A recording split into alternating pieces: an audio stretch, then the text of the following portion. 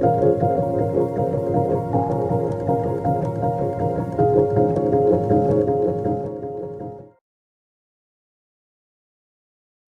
everyone, welcome to this new episode of Coming Attractions with the Asian Film Archive. My name is Vic Nash. And my name is Kiwi. And we're the two programmers at the Asian Film Archive. And today we'll be talking about a couple of programs that we have coming up in April and also in May. But first up, we'll be talking about Releases, which is a regular program that we do every month that features contemporary Asian cinema that just came out, over the past couple of months or the past year. So Kiwi will be talking about this film that we're presenting called Cleaners from the Philippines. So Cleaners is directed by Glenn Barrett, and we are very happy to be able to bring it to Singapore this time. It actually won the Best Picture, Best Screenplay, and the Audience Choice Award at the Q Cinema International Film Festival in the Philippines, and also had its international premiere at Busan International Film Festival last year. So I think what really stood out for us with this film, it's firstly, it strikes us with its very unique visual trait. So what do I mean by that? So the film is actually made by printing and photocopying each of the film's frames and coloring the protagonists in with highlighters by hand. So the distinct visual palette actually resembles highlighted photocopies, so of like books and readings common of Philippine schools, especially in back then the 2000s, which is where the film is set in, and also where the director Glenn's experiences of high school was. So I think that is really what stood out for us. But of course, the story itself it's really you can call it nostalgic, but there's also a lot of drama and a lot of collective experience to it. So why is it called The Cleaners, right? So Cleaners, I think Glenn was interested to explore these ideas of what cleanliness might mean. So it could mean as literal as one of the chapters of the film where a germaphobe actually poops in her pants. So that's as, well, not as crude, but as cute as that sounds. We also have something about like moral cleanliness that the director actually explores. So this film is actually made out of like 4 chapters with a prologue and an epilogue. And I hope people come in with this relatable experience to high school, because really what the director is trying to do is to tell a story that is of a time of searching for an identity, and also a certain anxiety, but also lots of fun.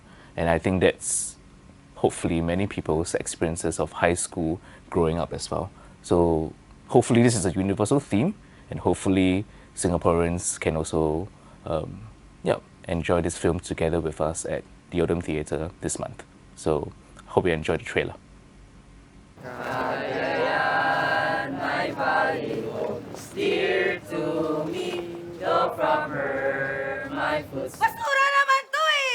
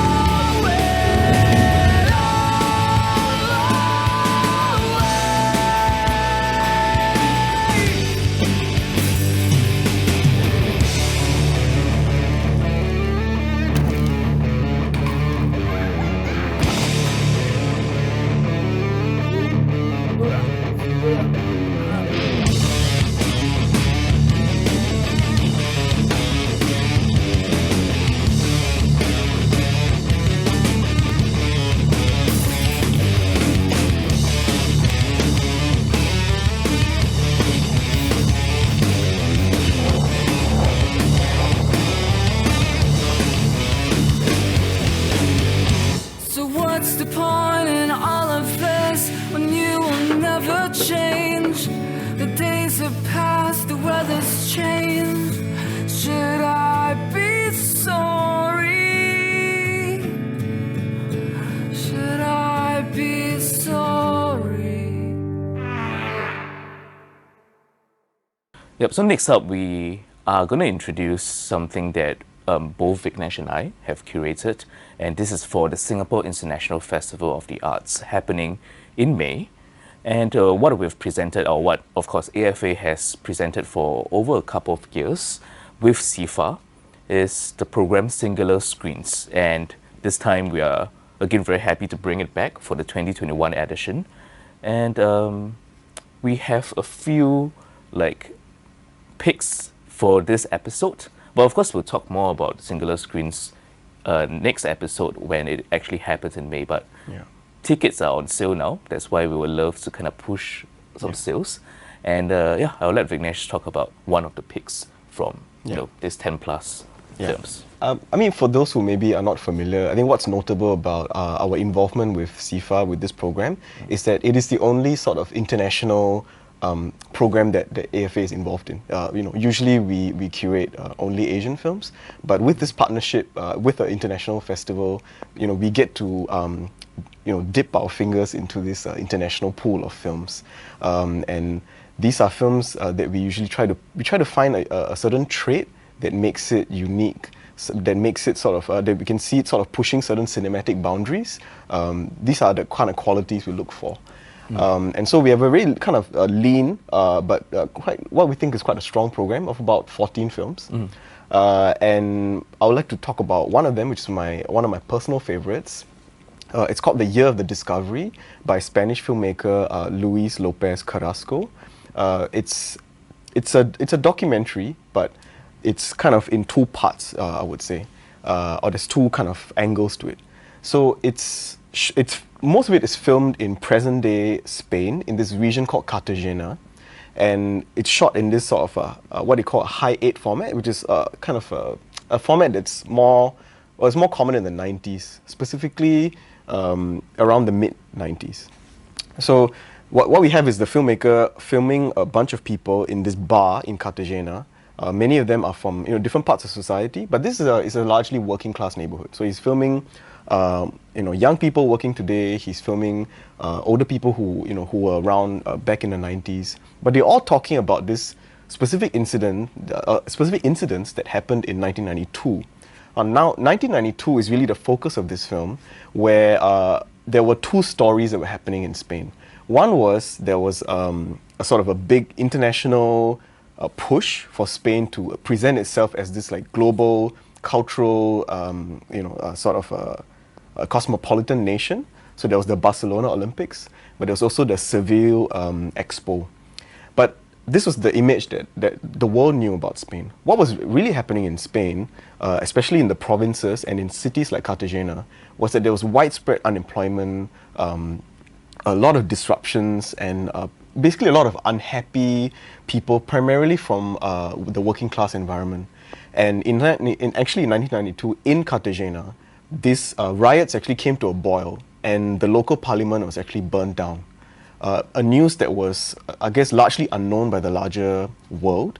And in this film is an exercise of the filmmaker trying to exhume those histories and also to present it together with current happenings. So what you see is this history that's been suppressed by official channels, but is being brought back to life by the people. A history that's being rewritten by the people that the filmmaker is filming.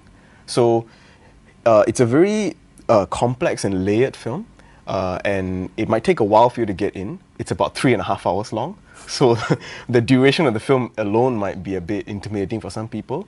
But I would highly recommend people to come and watch it if you are interested in uncovering some histories that you're not sure of, if you want to find out about what happened in Spain in the 90s. I mean, I personally learned a lot from watching this film. And structurally and cinematically, it's a very well thought through, well crafted film. So that is my pick for SIFA, The Year of the Discovery. And yeah, there's only one screening, so do catch that.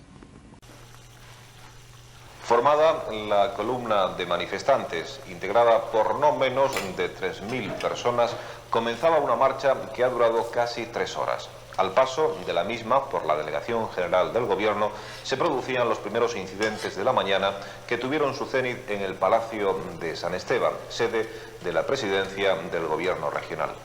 Señor, ¿qué le parece a usted esta manifestación? ¿Es usted de Murcia en primer lugar? Soy de aquí de Murcia, sí. ¿Qué le parece a usted esta movilización? ¿Cómo lo aceptan ustedes? Pues hombre, la aceptamos, pues no sé, con justicia, pensando de que eso es muy justo lo que estos señores están manifestando. Porque después de tantos años que están llevando en la empresa, de que de buenas a primeras se ven en la calle, pues lo consideramos, ya le digo, que no es una cosa normal. Puesto que yo pienso que el gobierno tenía que estudiar y tomar sus medidas de precaución para que esto no surgiera. Que no se puede decir por la radio que la violencia engendra violencia y recibirnos con las cadenas cerradas de la delegación y un cordón de policía. Eso sí engendra violencia. Y lo que engendra violencia son los intentos de dejar a la gente en la calle sin trabajo. Es lo que depende del sustento de su familia. ¿Ha ocurrido algo que hemos visto muy afectado al salir? No, nada. A las 12 en punto del día, la marcha entraba en la glorieta de Florida Blanca. A las 12:20 se paraba ante la Delegación General del Gobierno, donde han acontecido los primeros incidentes al intentar forzar un nutrido grupo de manifestantes las puertas del inmueble que dan a la vía pública.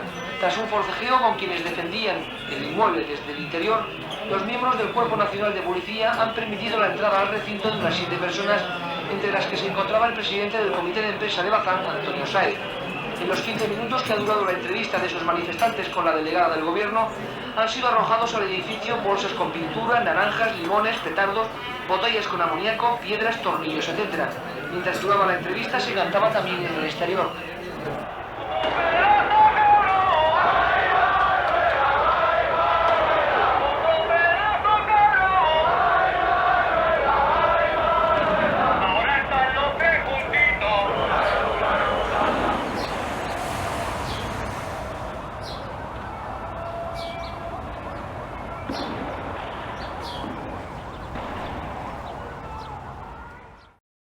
No, so my pick of this selection is actually this film called NP, as simple as that sounds. So it's actually directed by director Lisa Spillaret, and it's actually named after an old sad song titled North Point, but this was never really explained in the film.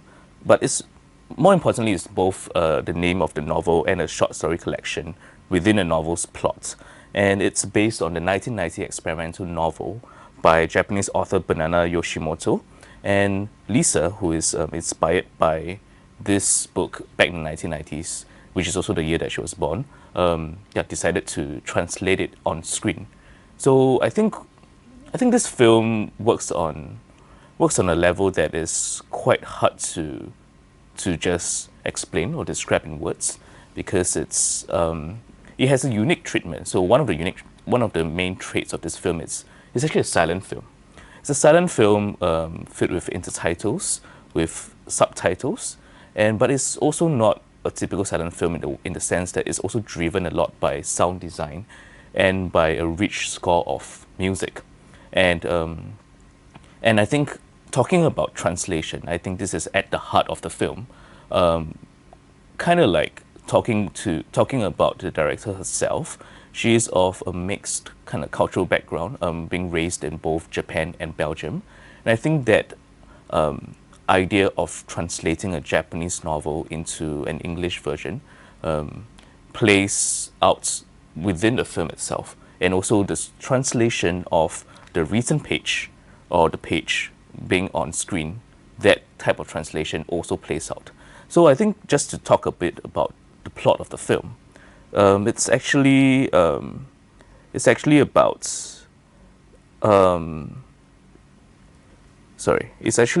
the complications and absurdities of a protagonist, Kazami's attempts to translate the short stories of fictional author Saro Takase, as well as sometimes disturbing interactions with the late author's children. So the previous 3 translators of Takase's writing actually committed suicide under mysterious circumstances that were never really explained. And Kazami's encounters with his daughter and actually lover, so there's a bit of an incest relationship going on in this film. Her name is Sui, and Sui actually increasingly pull our protagonist into the world of a darkly chaotic energy. So it's again not an easy film to explain in words, but it's really meant to be experienced on screen. And I think, as I said, so like dialogue appears in subtitles, music and sound effects takes the place of direct sound and affects the drama in this film. And the colors of summer defines the atmosphere of NP, and yeah, transforms its complex and dark essence into a playful mediation about youth and the impact of past narratives on one's life. So, for music fans, soundtrack in this film is very important. So it features music by Japanese ambient artist Asuna, the American harsh noise combo Wolf Eyes, and Antwerp dream pop band Stax, with the latter especially providing an anchor to the film's memorable final, gorgeous, lengthy sequence. So I think I just can't recommend this film enough. It's compared to The Year of Discovery, is at a very compact length of like maybe a little more than an hour. And yeah, I think if people are interested in a very refreshing cinematic treatment, I think this is one film to look out for in this whole 14 title selection from Singular Screens. Yep. So I think we'll talk more about Singular Screens in the next episode, when we'll give more picks from our each of our side. But this is the 2 picks that we hope to recommend to our audience who are not so familiar with these works. And hopefully tickets are on sale now. Yep. So please get a ticket if you can. And yeah, all the screenings will be here at Oldham Theatre. Yep. Yeah.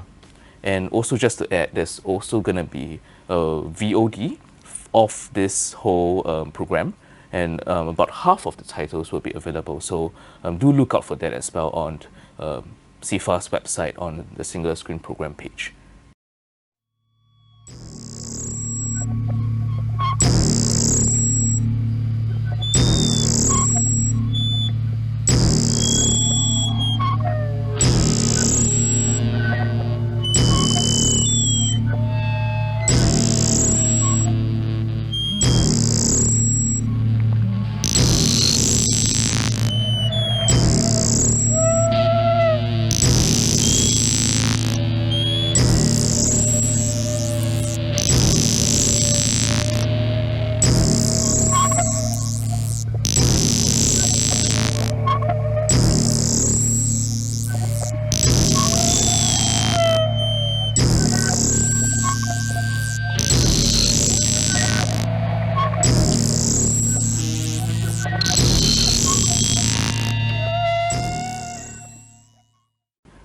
Okay, next up, we are back in April again, and I think this is our highlight program of the month, and we are very, very happy to be able to present a new edition of AFA's regular program called Reframe.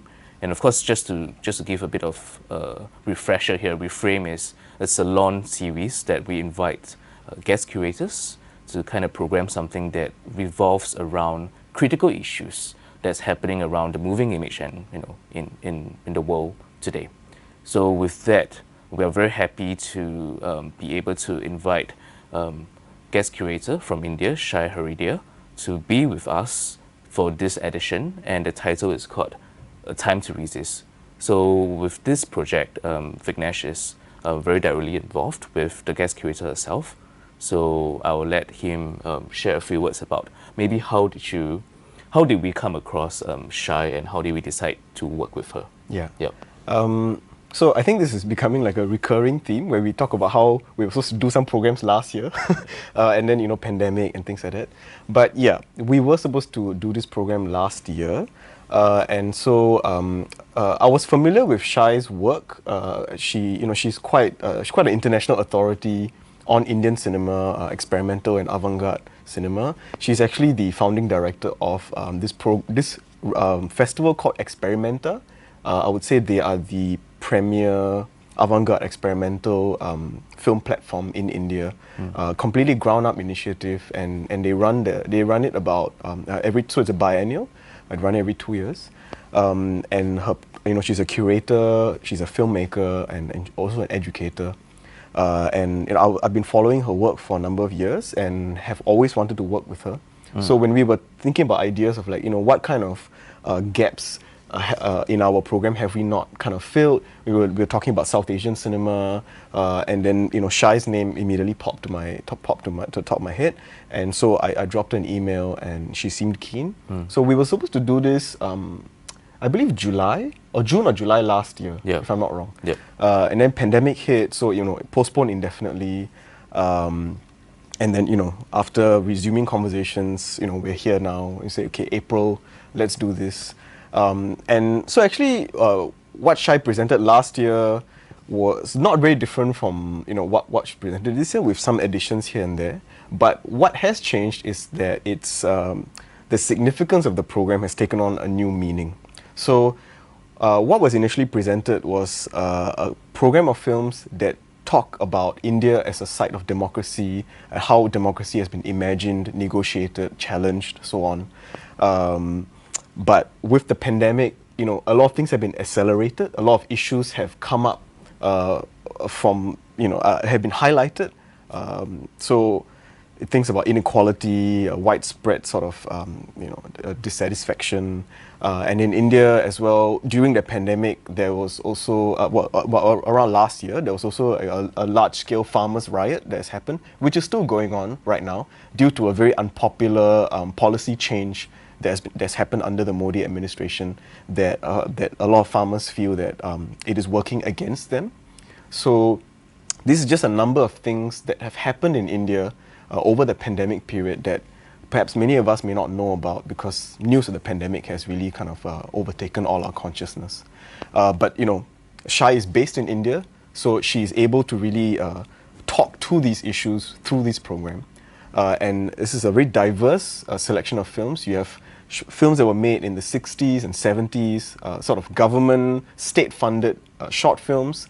And then you also have films that were made within the past few years, documentaries, and so on. And also one narrative film from the 90s that was largely unknown to the rest of the world, and has now been restored, and we're now screening it.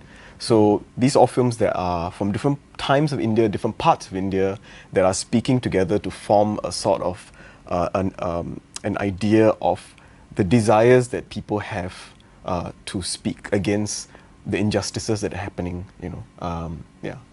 And I think that's also why it's kind of titled A Time to Resist. Exactly, right? yeah. So film as a form of resistance, Yes. like cinema as a form of resistance. Yeah. Yes, yeah. And we actually had recorded a very special interview session with Shai herself. So I think it's also nice that we are able to actually, of course she's based overseas, so she can't be with here. Yeah. But this would act as maybe an appetizer to what the program would be, and we're very happy to have her on board, and for her to say a few words on the program itself and why now is a time to resist. Hi everyone. So today we're joined by Shai Heredia. She's our guest curator for Reframe: A Time to Resist. So just a bit about Shai. Shai is a filmmaker, curator, and educator who's based in Bangalore. She's the founding director of Experimenter, which is the moving art biennial of India, and has gained international prominence as an influential platform for experimental film and video.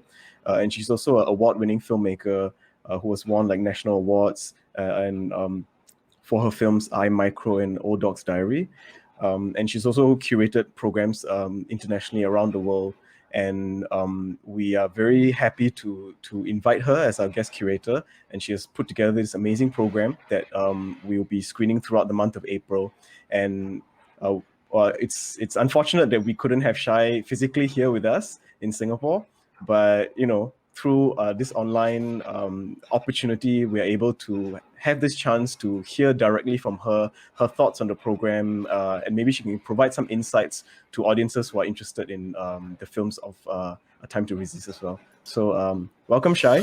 Thank you for joining us. Thank you, Vignesh. It's great to be here, and thanks so much for inviting me to put this program together. I mean, it's for me, it's quite a special program for many reasons, but we'll talk about that. Yeah. Yeah, so just let me start off with my first question.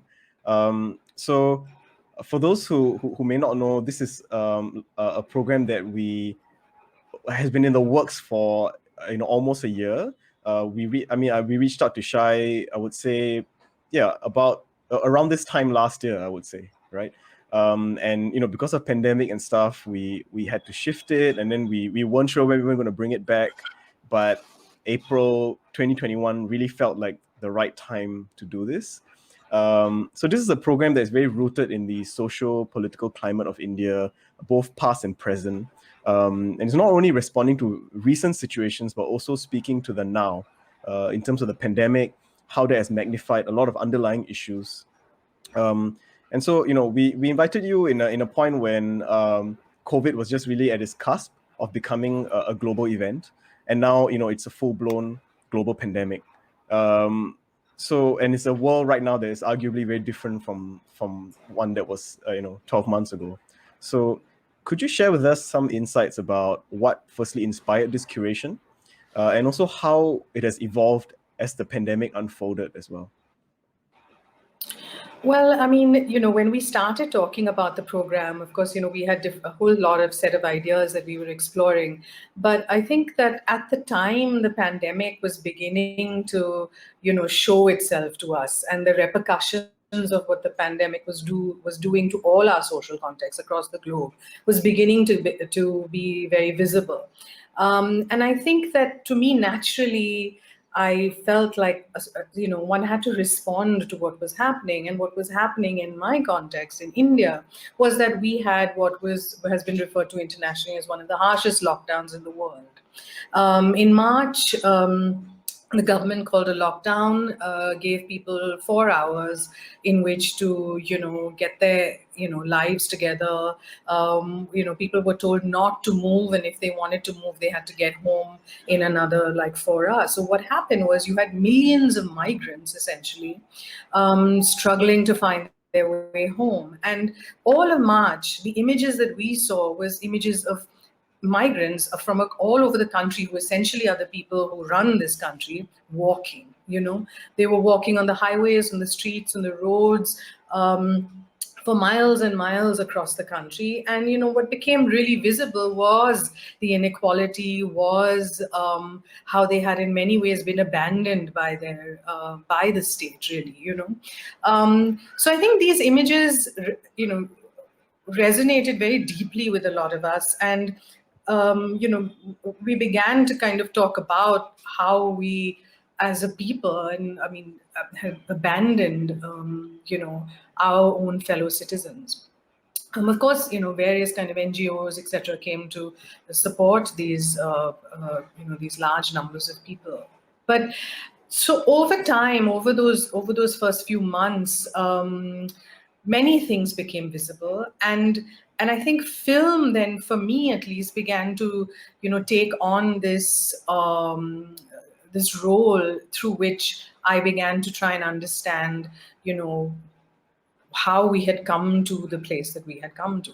And I was thinking about this primarily also because we were working on the program, So, and right at the time, one film that dropped and that actually opened things out for me was Hun Unchi Unchila, which is Love in the Time of Malaria, made by Sanjeev Shah, which is in the program. In many ways, that film is at the core of how the rest of the program has developed. I showed Hun Hunchi Unchilal at Experimenta several years ago. And Sanjeev Shah,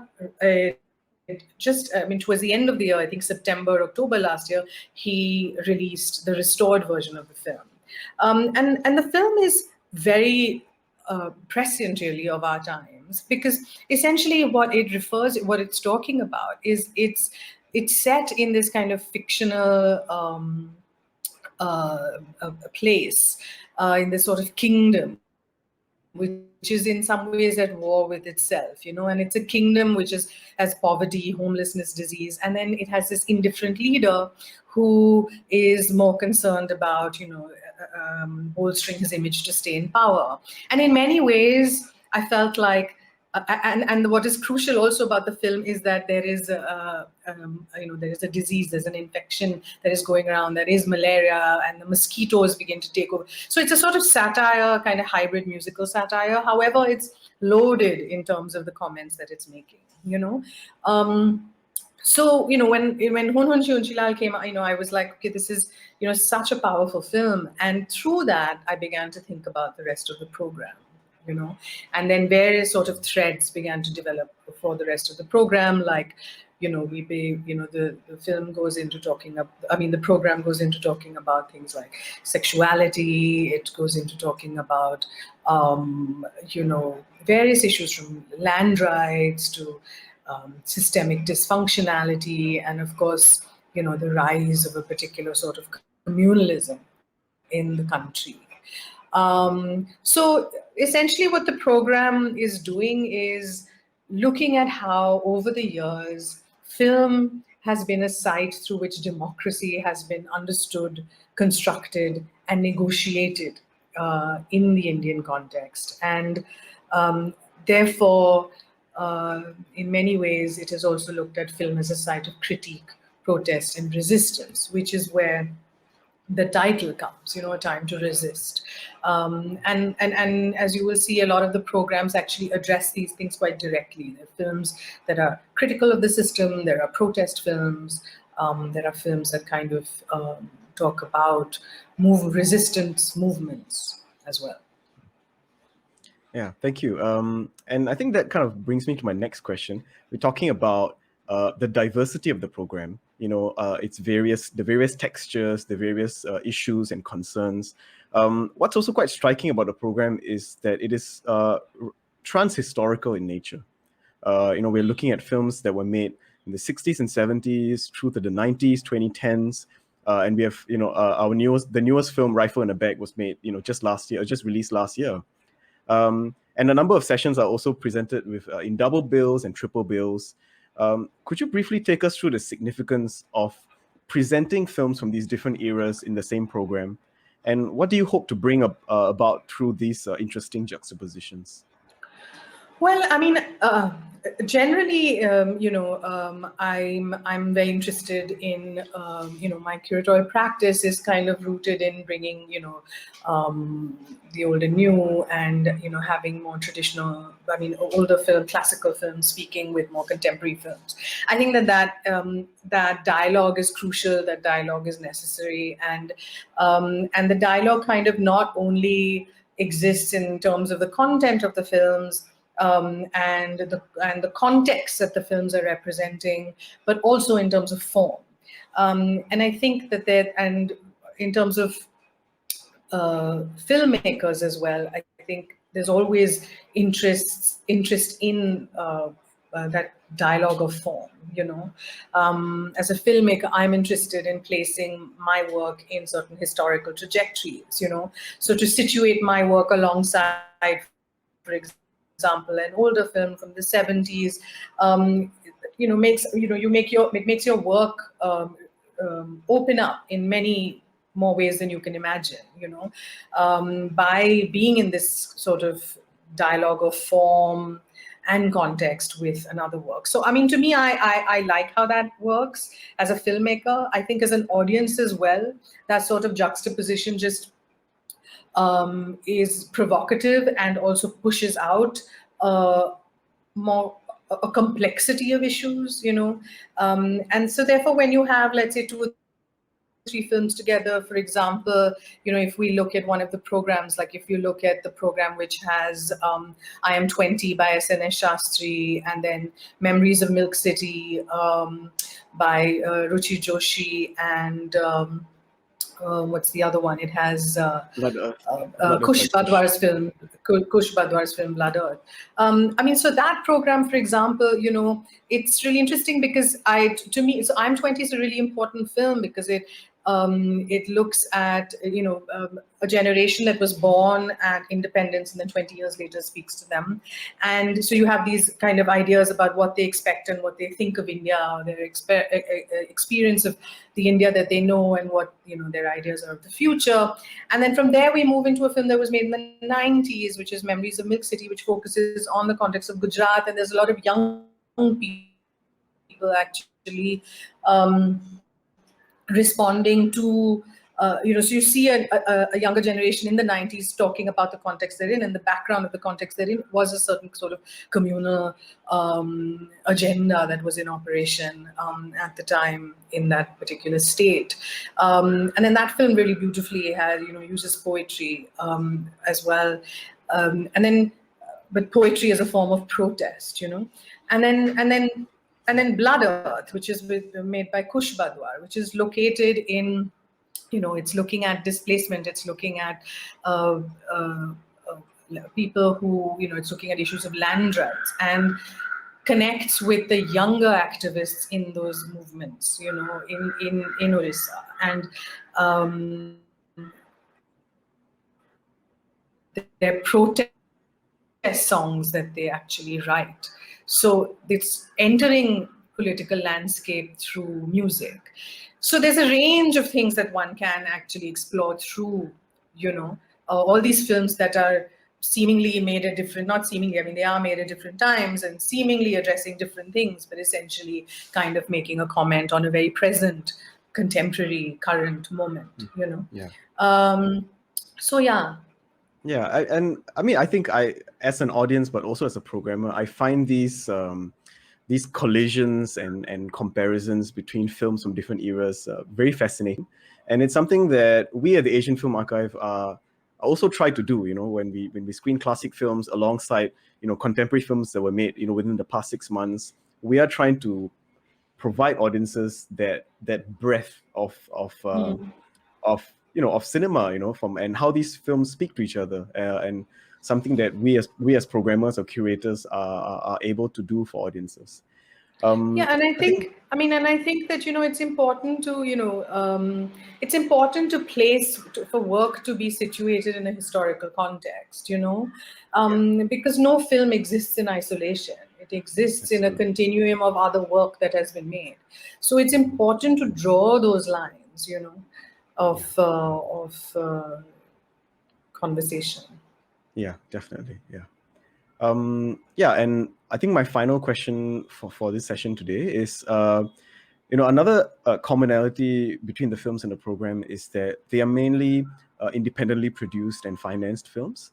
And in the context of India, where the commercial industry is so prominent and so sort of pervasive in terms of the cinematic consciousness.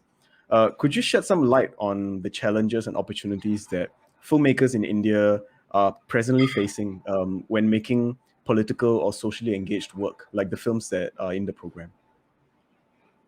Well, I think that honestly, it's hard to say about the last year or so, because things have been so strange. But generally, I think that it is, it's not particularly easy to actually make political. I think you can make the political work, but for it to get to be put out there, for it to have visibility, I think that has become much more complicated now. I think people, there's a lot of everyone is in some sense or the other having to be subversive, in terms of what they want to make, how they want to make it, where they want to show it, whether they can screen it or not.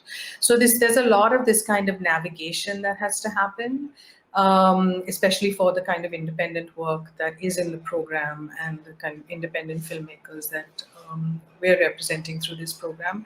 So it's a complicated negotiation and navigation. And I think it's only actually going to get harder, frankly, because funding is also getting less and less, And yeah, I think, quite honestly, I think it's difficult to comment on what the future could bring, because especially also because we're in the middle of a pandemic. So we're seeing a situation that none of us have ever really navigated before. So, because on the one hand, you're dealing with the pandemic, and on the other hand, you're dealing with, censorship and a whole lot of other sort of things that make it difficult to make anything that's critical, frankly. Yeah, and I think, in the context of that, I think a program like this takes on all the more poignant tone, that we are able to present these films together in this context. And yeah, again, thank you for allowing us this opportunity to present your program. And No. and really thank you for joining us in this interview, and for really uh, giving us some clarity and giving audiences a bit more insight onto what they can expect and the thought that goes behind it. For those who are interested to find out more about the program, we will be organizing an online discussion that we moderated by Shai, along with 3 of the filmmakers whose films will be in the program, which is Sanjeev Shah, Arya Roth, and Priya Sen. And that will be on the 22nd of April at 6 p.m. It will be conducted live and can be viewed internationally for free. So that will be coming up, and the program itself is currently on sale. So that's something that audiences can also look forward to doing. And I would like to thank you again, Shai, for joining us for this interview. And again, really regret that we can't have you over personally, but this will have to do for now. Okay. And, yeah. Thanks. No, thanks, Vignesh. It's a really exciting program, and I actually think it's a very inspiring program. So please, go out and buy tickets, and you're going to have a quite a exciting, sort of inspiring experience. Yeah, indeed. Yeah, thank you, and goodbye. Bye. Thanks. One thing I would like to do very much is to go through this country from top to bottom. I take a little bit of money and a pad and paper, a tape recorder and a camera, and I'd like to go through this country, walking at a very leisurely pace, seeing all kinds of people, different races and different cultures, and capture them in their different moods, their songs and their dances, and the cacophony of their multifarious tongues. I like to get their agony, the anguish and the anger. Remind myself of what I'm part of and what is part of me.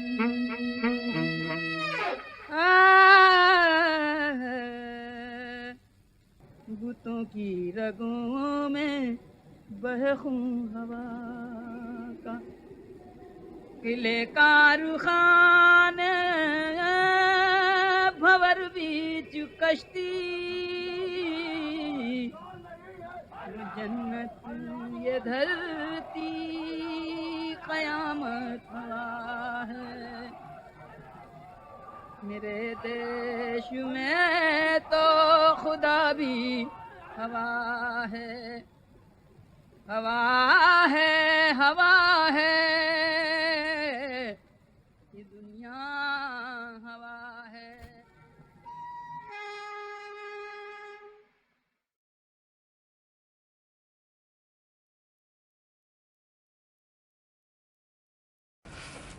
So that was Shai Haridia from India, and our guest curator for our new Reframe edition in April 2021, titled A Time to Resist. So again, we're very happy to have her, and we'll also be, we're hoping that all of you will come and join us, feeling activated and willing to feel the energy of the country. And with that, we have completed our introductions for the month of April and into May a bit. And I think just a reminder that tickets for everything that we've just mentioned in this episode are already out on sale. And please look out for the ticketing websites from both CIFA and AFA websites. Yeah, and also just to remind everyone, the tickets, the Reframe program will also be available on VOD almost the entire program will be available. For those of us who are still not familiar with coming to a cinema or still like to experience films from home, they'll be available from 12 April onwards. And additionally, we will be also hosting a special online discussion for Reframe. As KB mentioned, Reframe, it always engages a sort of critical lens. So it always comes with a sort of a critical discourse element to it, either a panel discussion or a talk or a round table of sorts. So this online discussion will be hosted by Shai herself, together with 3 other filmmakers whose films will be screening in the program. So that is happening on the 22nd of April. It will be happening live at 6 p.m. The information for that will go out soon. It will be completely free for registration, so do join us for that as well. And yeah, with that, we've come to the end of this episode of Coming Attractions. We'd like to thank SGCR once again, as usual, for putting this together and for this wonderful partnership. And we will see you guys next month. Thank you. Thank you.